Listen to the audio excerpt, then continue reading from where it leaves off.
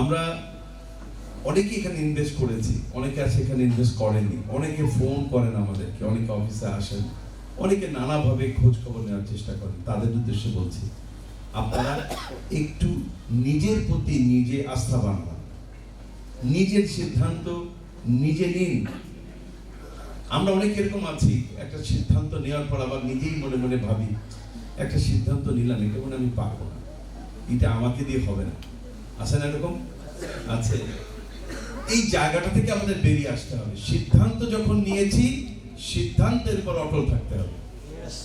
আপনার সিদ্ধান্ত যখন আপনি সিদ্ধান্তের সঙ্গে যখন আপনি আপনার আত্মবিশ্বাসকে মিলাবেন, ওই সিদ্ধান্ত হয়ে যাবে আপনার জন্য একটা অঙ্গীকার।